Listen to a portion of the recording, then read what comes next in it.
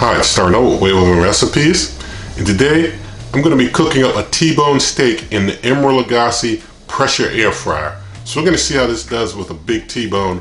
Some of you might even call it a porterhouse, but we're going to do it up right now. Alright, so we got ourselves a package of T-bone steaks here. They total about 2.6 pounds, and I'm going to be cooking one in this cook, so I'm going to get it out the pack.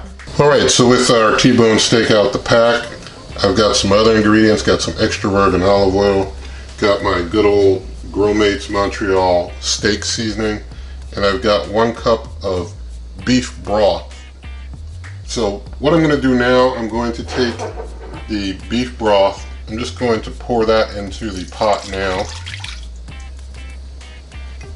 And I'm going to take the wire rack, because I don't want the steak to get all soaked up in the juices. Throw that in there like that. Now I'm just going to cover both sides of the steak with the oil and the spices. So just going to pour some oil over here on this side. Just rub it on in real nice. Then get this Montreal steak seasoning. Nothing in this video is sponsored, as I always say, nothing sponsored. I don't have any associations to any of the folks or any of those types of connections that you might want to imagine. I don't have any of that. It's just my independent thing and what I like to use. So just pat that in there, flip it over, do the same treatment on the other side. And so this oil, it really, helps seep in and give it even some added moisture in the bite, added tender bite. And the seasonings, it helps the seasonings to stick on nice, and the seasonings really give their own added flavor. I mean, if you're looking for a good steak seasoning, this stuff is really great. I mean, it's the type of thing, once you start using it, you're either going to be using it even longer, or you might move on to something else. But it's definitely my favorite since I started using it on my steaks. Although if you just want to use straight salt and pepper, and I've done that at times, you can, but this seasoning is really good to me. Now that I've got this steak all dressed up, just put it on into the pot, just like so. Now I'm going to take my pressure lid, put it on, and lock it in place. Okay, giving you the close-in view here. Now that I've got it in there and the lid is locked, hit the pressure button, spin the dial till I get to beef. Now that I'm on beef, I just press in, and I'm going to turn the dial to short, so that's 15 minutes of high pressure.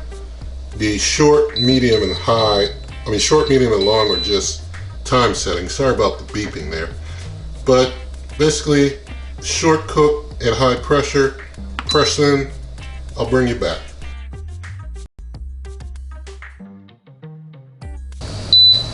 Alright, the time's up. I'm going to hit cancel and going to do a rapid release.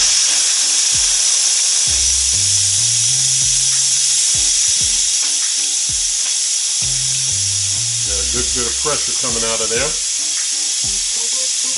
So we'll let this finish up its steaming and stealing.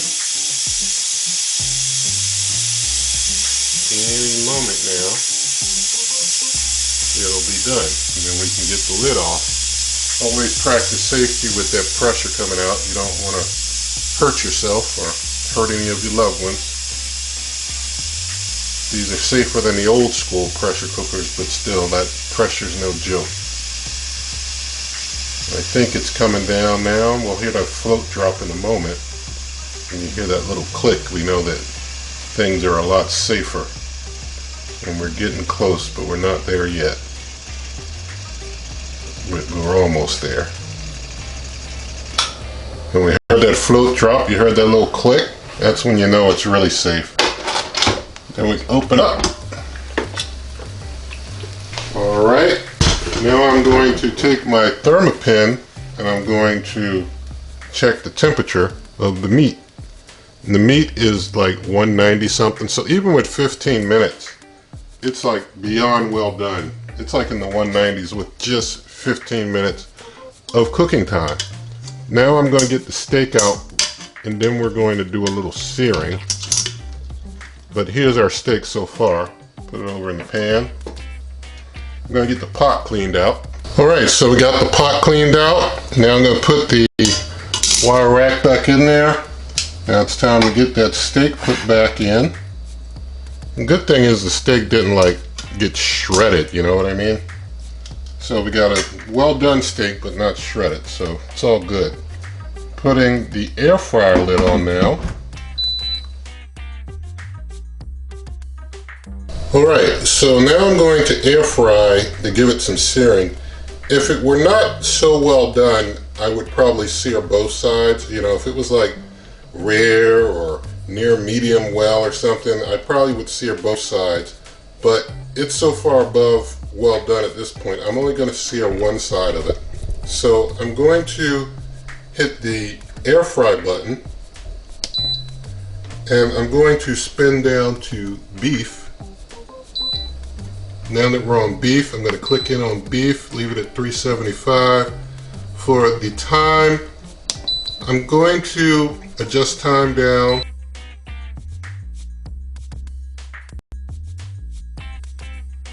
I'm going to just time to 4 minutes. That's going to give 4 minutes of air frying plus the 2-minute cool down fan. Basically going to be 6 minutes of air frying it. So that should give it a real nice sear. So we're going to press in here, let that run and bring you back.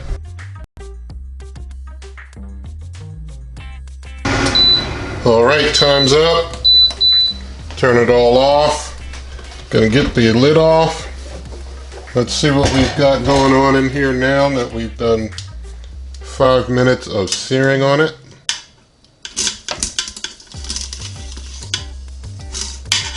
I'm gonna try and get it out without knocking it around too much. Alright, so there's our steak after 5 minutes. There's the opposite side. You know, I could sear some more, but I think it would start getting dry, and we don't want that. So, looks pretty decent there as is. So I'm going to, as they say, quit while I'm ahead. I'm going to basically just cut a piece off for taste testing from this more tender side there. And you see the inside of the cooked meat. So I'm gonna get the camera moved and we'll taste test. All right, here's this big old steak, and time to give it a taste.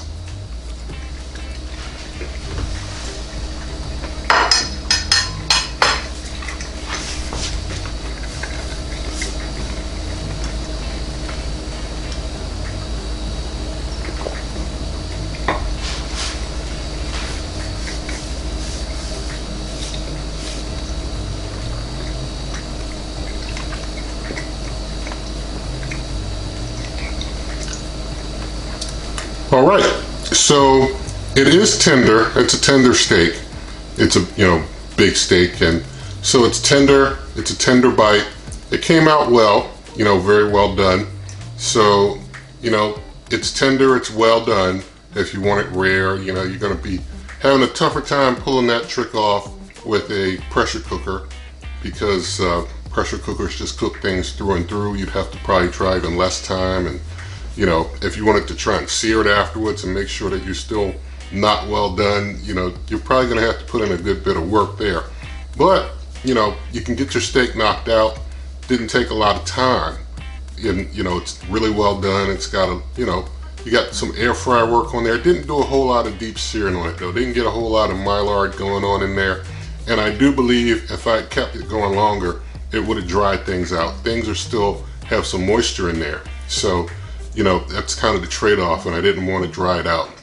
So overall, I would say, with the steak, something like the New Wave Brio 14Q, Cuisinart Digital Air Fryer Toaster Oven, even like the New Wave Bravo XL Smart Oven, those types of cookers, are going to give your steak a real nice searing and keep things juicy, and you're not going to, have it like with the pressure cooker where it cooks it, really well done, and then you're trying to sear it, but you don't want to dry it out, and you probably will if you give it a nice searing after doing a good pressure cook on it.